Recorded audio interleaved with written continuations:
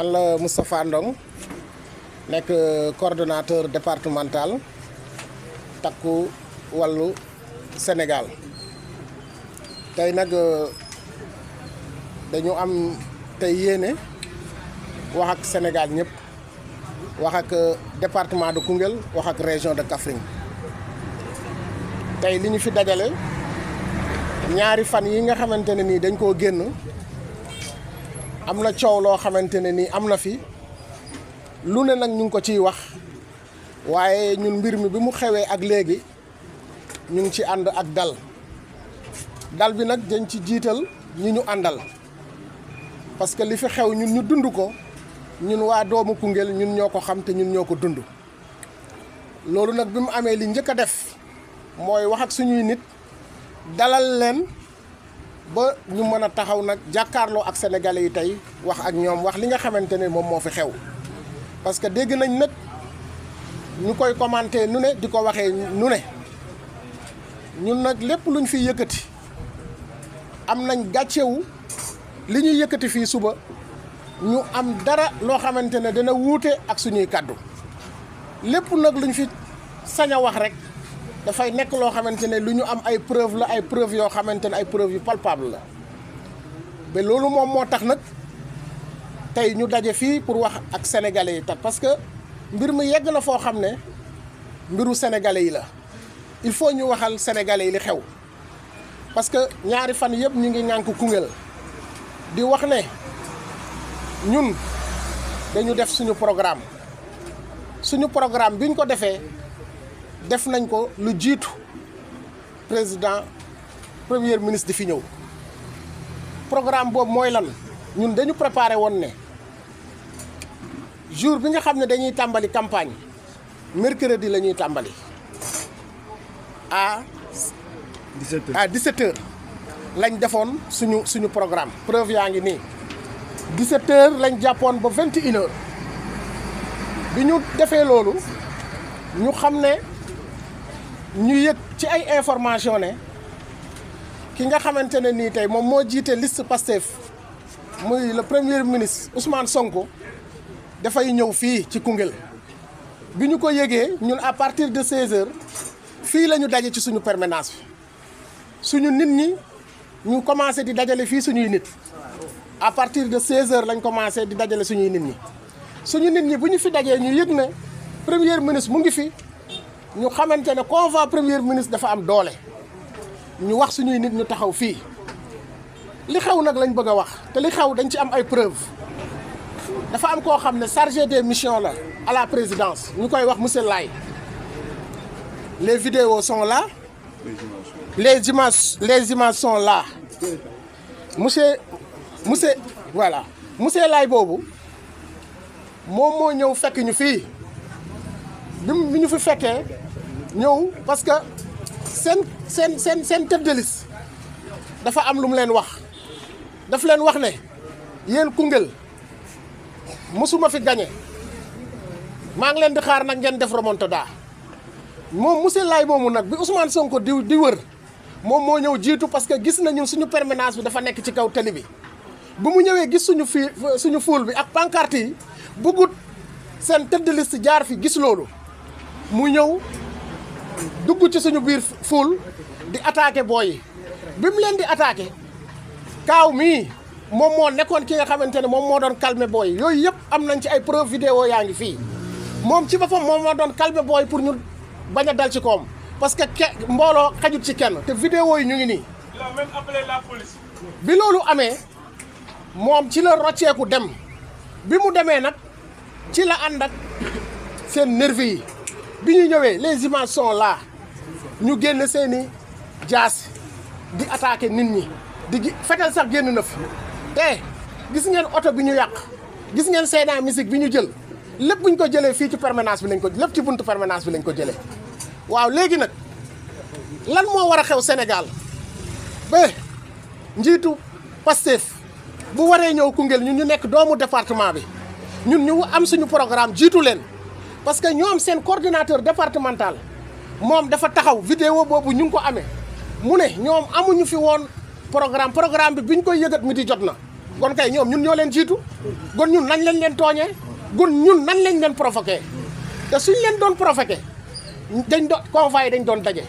mais convois yi dajewuñu ba tey ci suñu biir permanence lañ ñu fekk léegi nag lu tax ñu wax ne ñun ñoo daje ak ñoom ñun ñoo leen attaqué booy attaqué nit da ngay yor loo koy attaqué amul benn image bu ñu mën a génne image boo xam ne am na suñu nit ku yore jaasi wala ku yore fetal amul parce que li ñuy wax nii ci presse lañ koy wax buñ ñu attaqué nag ñuy sànni ay xeer booy dañuy for ay xeer riposté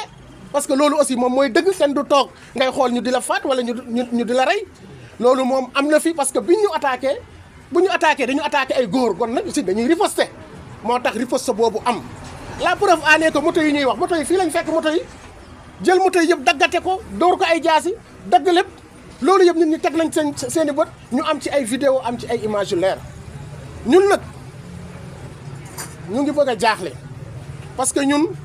suñu kuddu jàmm rek la ràcc ñun nag ñu ngi demander suñuy nit bu ñu fayantoo xam nga lu tax bu ñu fayantoo tey département bi suñu département la ñoo bokk ndey ñoo bokk baay sama biir kër boo fa demee am na ñoo xamante ne nii samay mbokk am na ñoo xamante ne tey ay Pastef lañ te terewul danañ wax mbir mi gis-gis la gis-gis boobu nag moo tax ñu ne ñun duñu fayantoo parce que bu ñu fayantoo suñu biir la ñuy fayantoo moo tax nag dañu wóolu suñu justice su dëkk suñu justice moom ñun am nañ ci moom confiance danañ def liggéey bi nga xamante ne nii bi ñu war a def danañ ko def parce que nag ñun ñu ngi téye suñu preuve yëpp toog nag di xaar justice wooñu ñu teg lépp ci taabal bi parce que lii mënuñu koo bàyyee nii te ñu ngi interpellé waxuma la Sénégal mais l'opinion publique nationale et internationale parce que nag dérive yi xew nii mu ngi bëgg a ëpp te mbir mi dafa mel ni lu ñu préparé parce que seen coordonnateur président Ousmane Sonko moom dem na ba Kaolack mu ne Koungheul moom ñam nañu kon ñam boobu ñoom dañ koo préparé woon ba pare pour ñëw ñamal ñu ñoom loolu lañ préparé woon en tant que yow ñu ne yow yaay premier ministre nga yëkkati ay kaddu ñam nañ loolu ñaaw na ci sa askan loolu ñaaw na ci ñi nga xam ne da nga leen jiite loolu ñaaw na ci ñi nga xam ne dañoo am ci seen confiance parce que bu leen fàtte ne même bu ñu wuutee ak yéen gis-gis 54% au Sénégalais yéen lañ wax kon jàpp leen ne ñëpp ngeen jaboote ñun nag dañu jàppoon ne tey état bu ñëwee daf ñu war a protéger ñun ñëpp parce que moo ñu bokk jaboote mais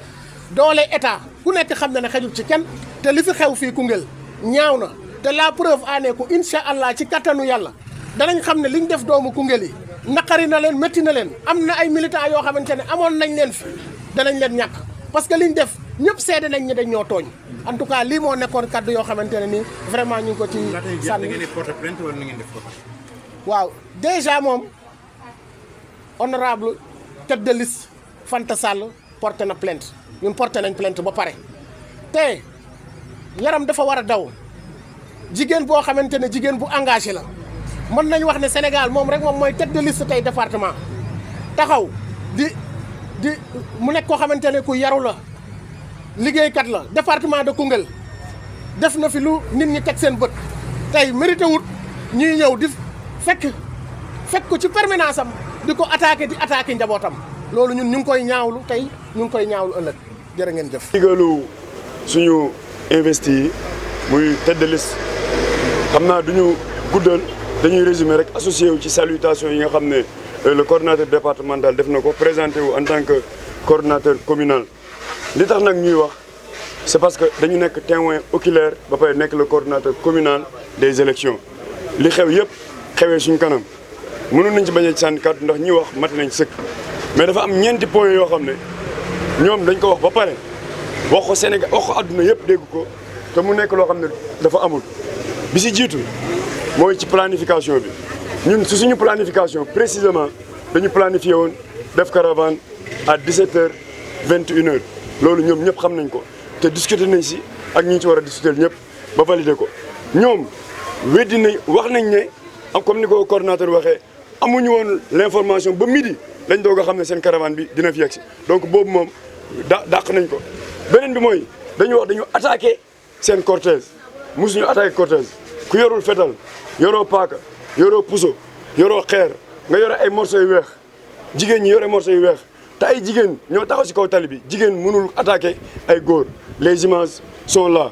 lii nag cause problème bi lañ ñu bëgg a imputer comme quoi que dañu kar cortège Ousmane Sonko maa ngi saisir l'opinion nationale et internationale pour dire que li xewewul fenn fudul suñu buntu permanence ñun dañoo taxaw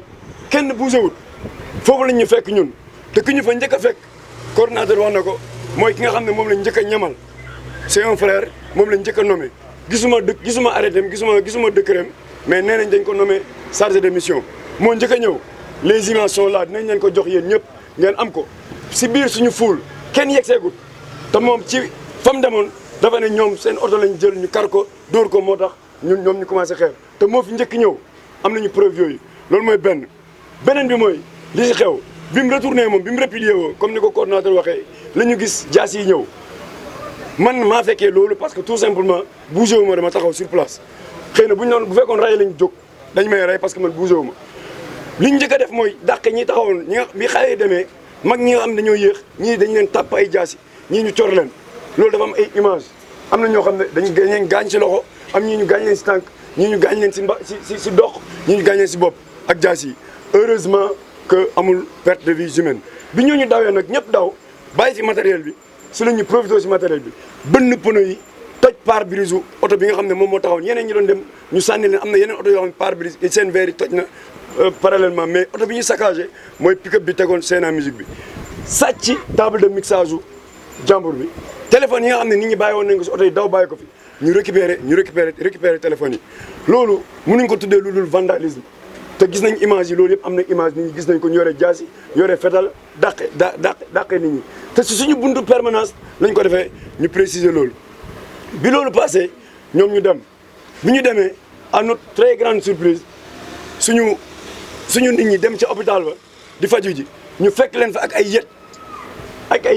ñu fekk leen fa ak ay yet oto ak ay yet loolu tamit am na preuve loolu yëpp dinañ leen ko jox ngeen am ko waaye bi loolu passé tamit ñu dem brigade ñu dem police di sos di dëggal li nga xam ne moom la seen coordonnateur national wax ne ñun dañoo kar seen cortège ku yorul fetal yorul paaka yorul jaasi je précise mënul kar kenn te ñun mën nañ ko vérifier amuñu woon sécurité on ne l'avait pas prévu te ay jigéen rek ñoo fa nekkoon loolu yëpp tey am na image si gàttal ñun loolu lañ amoon pour tracer parce que c'est des faits yoo xam ne ñoo ko fekkee mu taxaw nekk suñ kanam dañ ciy profité nag di masawu coono képp koo xam ne am na si jafe-jafe képp ku si gaañu ñu ngi lay masawu coono di wax ne ñun ay sénégalais lañ réew fii Sénégal la le président de la république nee na du président parti wam na wax ci lii parce que lii tey du lenn dul tooñ dañ dem ba tey finalement ñun suñuy nit dañoo jaaxle dañoo tiit te ñoom loolu lañ si jublu woon maintenant nag na wax balaa mbir mi di ëpp loxo si réew mi réewu yoon la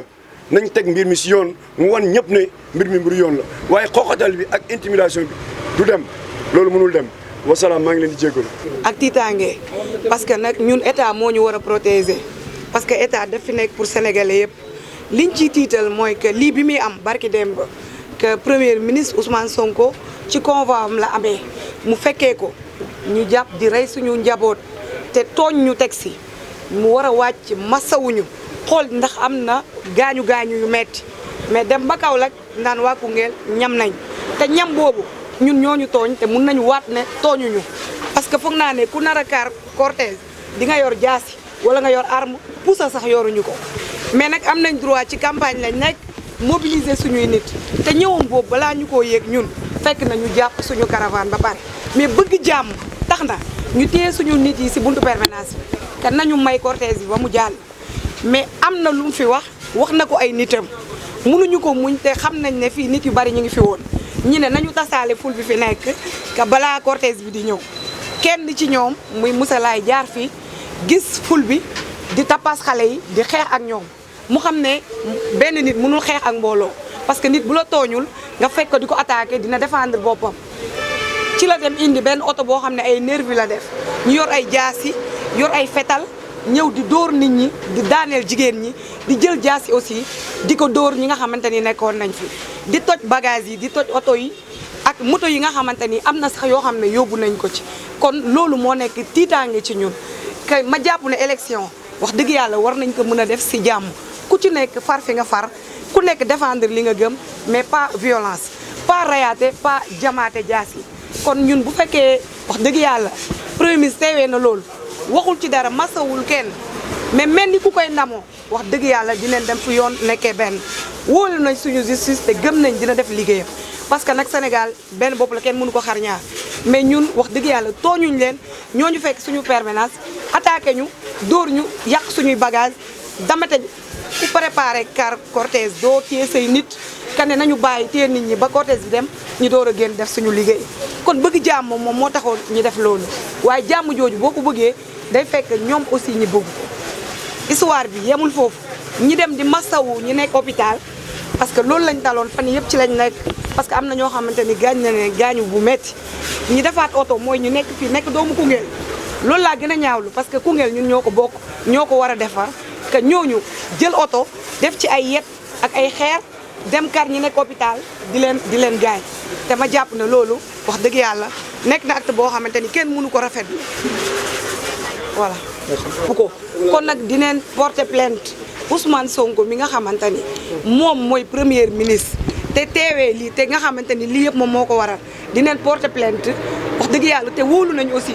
suñu justice gëm nañ que ne lu ci war dina ko def parce que nag bu ñu toogee ba état protégé wu la mais état mooy dal ci kaw askan bi ah loolu nag njàqare moom weesu wu ko. lan ngay wax say njaboot yi nga xam ne ñoo ànd ak yow ci moment bi comme yaa ngi porte plainte yaa ngi teg lépp ci loxoy yoon te ñi nga xamante yaa nga ñëwoon ndax yaa nga ñëwoon ci dal ak jàmm. ñun jàmm lañ mos a woote parce que bëgg jàmm moo tax ñu téye cortège bi que ne buñ dem ñu bàyyi ba cortège bi ñëw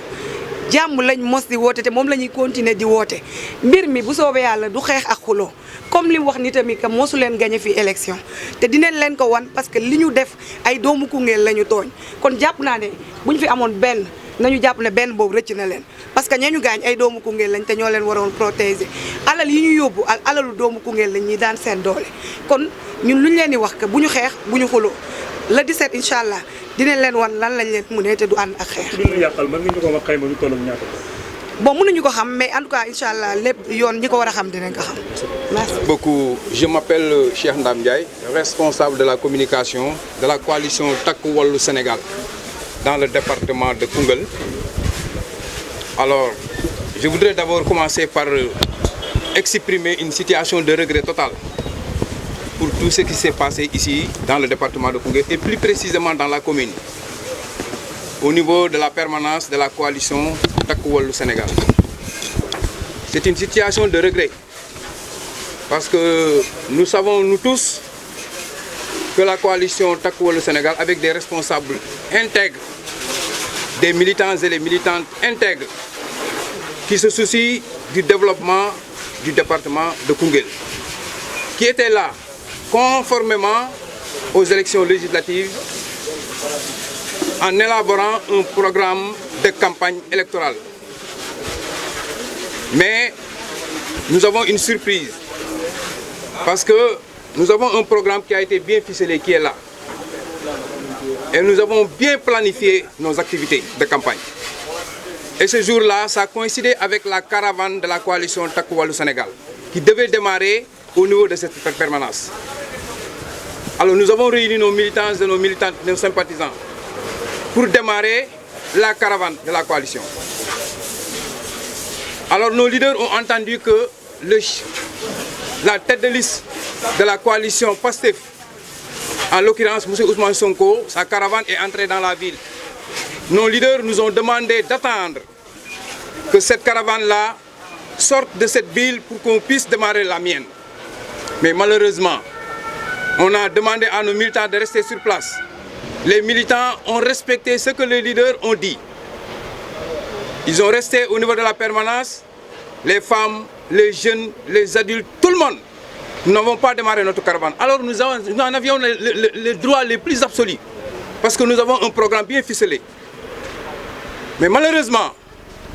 comme l'ont dit les responsables, nous avons des fils de Koungheul qui acceptent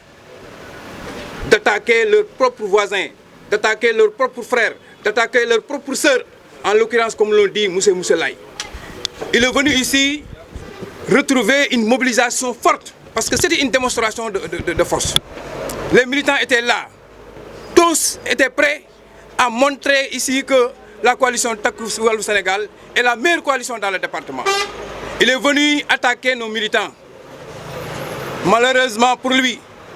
il était seul. Il y avait des gens qui étaient là pour intervenir, pour éviter des dégâts, comme en l'occurrence M. Kaou Diouf. Il a compris que cette situation, il ne pouvait pas la régler tout seul. Il est parti prendre les nervis. Ils sont venus avec des machettes, des coupes-coupes, des pistolets. Ça nous a beaucoup surpris. Parce que nous n'avons pas pensé qu'avec Ousmane Sonko, cette situation allait se produire dans le Sénégal. Ils sont venus, ils ont attaqué les femmes, ils ont attaqué les jeunes, les conducteurs de Jakartamen, des jeunes qui veulent travailler, qui ont des motos, qui prennent tout ça pour leurs dépenses familiales. Mais malheureusement, les gens d'Ousmane Sonko, les nervis, ont tout gâté. Ils ont pris même des motos Jakarta avec eux. Moi, je pense que si c'était par exemple une réponse, juridiquement, comme on le dit en droit, la légitime défense doit être proportionnée. Même si, par exemple, c'est la foule de la coalition Takku Wallu qui avait attaqué cette foule-là, la caravane d'Ousmane Sonko, la réponse devrait être proportionnée. Mais malheureusement, ce n'était pas une attaque et la réponse a dépassé. Ils nous ont attaqués, ils nous ont pris des motos, ils ont blessé des jeunes, ils ont blessé des femmes. C'est inacceptable dans ce Sénégal-là. Avec Ousmane Sonko, nous regrettons. Maintenant, ce que nous comptons faire d'abord, ce que les leaders ont demandé aux militants, militantes et sympathisants de la coalition Takku Wallu, c'est d'être calme, serein,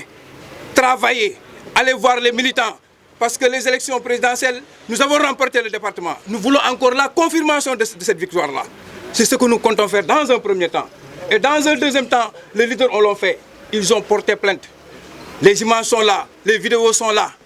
Les conducteurs de Jakartamen qui sont là,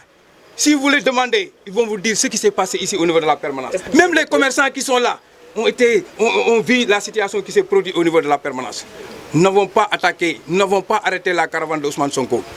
Nous n'avons pas ce temps-là. Parce que le temps que nous avons, c'est de faire la campagne avec la proximité, d'aller parler à la population, gagner les élections du 17 novembre 2024. C'est ça ce que nous voulons. Donc nous regrettons cette situation et nous appelons à la justice de faire